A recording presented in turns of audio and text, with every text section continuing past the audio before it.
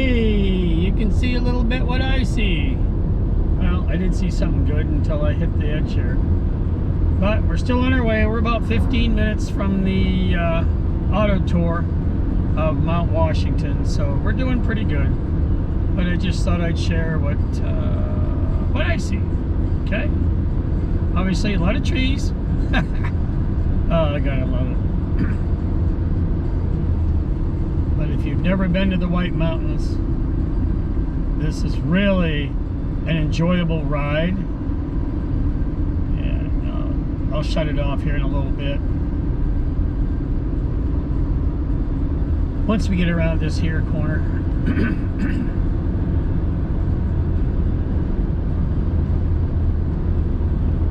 There's not a whole lot to see right now. Okay, see ya. The Civil War era is much more realistic than this is. Yeah. All right. Good afternoon, everybody. It's Action 5 here, and I got Bill, my driver, as we head up to the Mount Washington top. Oh yes, I waited for Bill to take a breath. Hi, Bill. And I've got folks. Where are you from? Where's the first couple? We're from Nashua. Nashua? New Hampshire. Okay. Second couple. Ontario, Canada. Oh, we couldn't have got to that one. And the last. Wherever, Florida. Florida. All right, so we got them from all over. Mr. Bill, it's all yours, sir. Okay, coming up here, we're going to go through 3 distinct zones. And this area we're in now is the Northern Hardwood Forest. This is a tremendous forest shield in North America. This extends from southern Quebec as far south as Virginia. And this is where we get all the beautiful fall colors. This is the mildest climate zone we will be in. It is predominantly hardwood forest, but it is mixed. There are softwoods in here also. This has the most biodiversity of any of the zones we will be in. And it is also the mildest climate zone we will be in. And we will come out of this zone and we will go into a boreal forest, which is a predominantly evergreen forest. And when you get in there, you're going to notice how things start to change in it. The forest is very different than this. It's a very dense forest. It's not easy for large animals to move around. And the interesting thing is we're going to go up and run into an area where one side of the road is a boreal forest and the other side is still hardwood forest, a deciduous forest. And Right here, this trail. Yeah, right there. Okay. And then this will come across our road, go down to AMC Visitor Center, then cross Route 16 and go into the Wildcats, where Wildcat Ski Area is. Okay. And right out here, you can see the trail going up that side, all along the top ridge line. Oh, okay, I see it. And then it will drop down into Gorham, New Hampshire, then into Shelburne, across the Androscoggin River, into Gilead, Maine, and onto Mount Katahdin. We're still about 300 miles to Katahdin. Still 300 to Katahdin, Yeah. So the through hikers are pushing hard to get through because we're going to have cold weather and snow and ice in the next couple of weeks on the higher peaks. Now, one of the interesting things on this mountain, we can have freezing temperatures any day of the year, snow any month of the year. This year we didn't have any snow in July, which isn't abnormal. But prior year we did have snow every month of the year. The prior year to that we missed July also. And we did have just a little snow shower in the end of August this year in some ice formation. There was no measurable snow, but we did have some. So you just never know what go ahead. You just never know what the weather's going to be. Now this is the president. I'm sorry. Yeah, this is all the presidential range where the Wildcats are. That's the Carter-Mariah range. Mm-hmm. And if we can look out, if it's clear enough, when we get up higher, we'll be able to look out into Maine. We'll be looking into the Mahoosic range. Okay. Are we approaching the Appalachian area? Appalachian. Well, this is all the Appalachian Mountains. Okay. So This is, even though it's a presidential range in the Appalachian Mountains. And there's some really interesting aspects of that we'll talk about on the way down. This is really interesting. We'll talk about the geology of this area on the way down. Trees that high, it's going to be these guys on the way down. Everything changes drastically up here. We can get winds up here over 90 miles an hour. Oh, wow. What was the record? 234? 231. 231. That's on the summit. But down here, not here,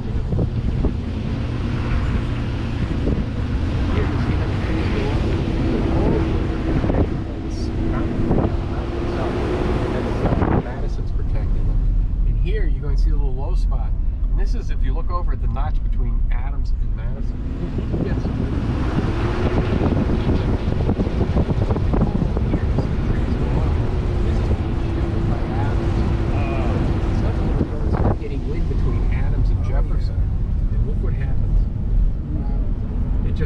beat up. And you look at the trees, the windward side. This is known as the Humboldt zone. This is the big drop off. Yeah. Whee! Oh, baby, I love that. Sonia, can you see that? She loves heights. You see how the wind just comes through. Yeah, it's hard to believe, but some of the trees are just and they're just beat up. The wind up here is just brutal. And over here on our left, you can see there's an anemometer for the observatory. That's one of the remote sensing stations. Oh, okay, yeah. And right now, there's hardly any wind at all. Just a little bouncy breeze.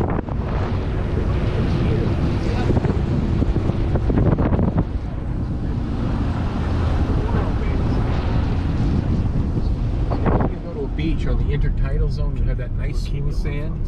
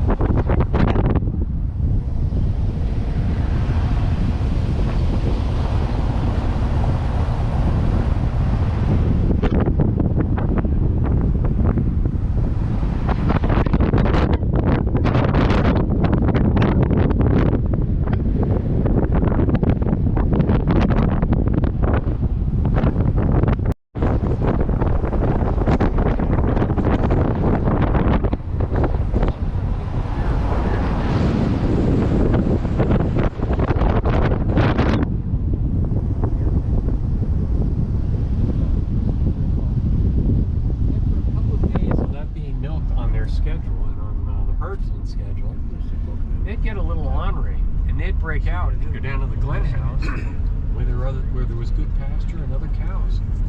And when the weather cleared up,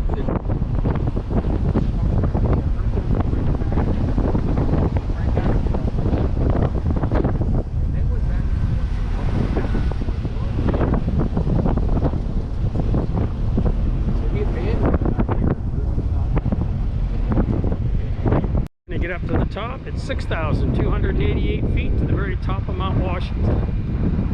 And there we go. It's nice out. Give or take. I'm tasting clouds. Is that what it is? Getting your water set.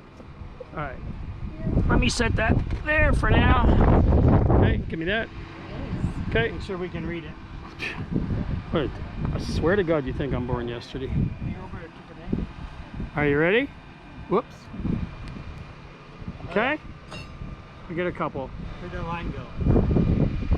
All right. You want to stand on the very peak where the stone is right there? Whoops.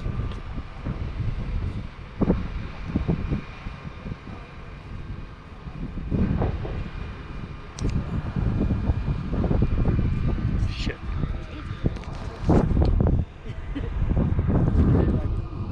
All right, that looks better. You ready? Yep. Okay. Lord knows what the video did. Oh, we're the only ones here? Where'd he go? Everybody left? There you go, young man. There you go, young lady. Glad you guys could make it to the top. We did good. Let me take yours. Action 5. We're at the top again, technically.